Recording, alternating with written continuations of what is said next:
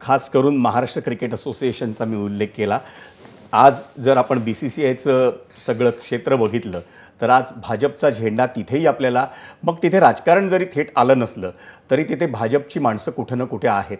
आज Maharashtra cricket association Rohit पवारांच्या पर्यायानं शरद पवारांच्या राष्ट्रवादी काँग्रेसच्या हातात आहे। तिथं भाजपचा झेंडा नेण्याची केदार जाधवची इच्छा आहे।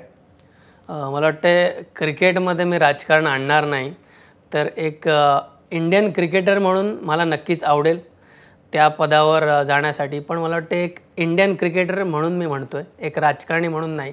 कारण एक क्रिकेटर म्हणून जेव्हा तुम्ही एका असोसिएशनचं पद निभावता तेव्हा मला वाटतं की असोसिएशनमध्ये जेवढी कोणी लोक असतील ना, त्या सगळ्यांमध्ये जर का क्रिकेट खेळण्याचा अनुभव मला जास्ती आहे, तो पण आंतरराष्ट्रीय स्तरावर, तर मला नक्कीच खात्री आहे की खेळाडूला जी लागतं त्या फॅसिलिटीज असो, ते मेंटल सिच्युएशन असू द्या, मेंटॅलिटी जी आहे, फिजिकल फिटनेस पाहिजे, याचा जेवढा अभ्यास मला आहे, मला वाटत नाही कुठल्याही ॲडमिनिस्ट्रेटरला आत्ताच्या करंटच्या असला पाहिजे।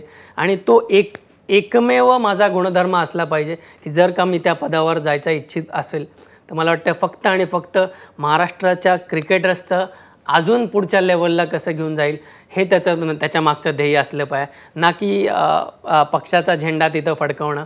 पण मला वाटतं सर्वात महत्त्वाची गोष्ट आहे की मी क्रिकेटमध्ये पण एक माझा उद्देश होता की महाराष्ट्राच्या खेळाडूंना आंतरराष्ट्रीय स्तरावर किंवा भारतीय संघात वारंवार संधी मिळाली पाहिजे आणि त्याची संधी मिळाल्यानंतर त्या संधीचं सोनं करता आलं पाहिजे।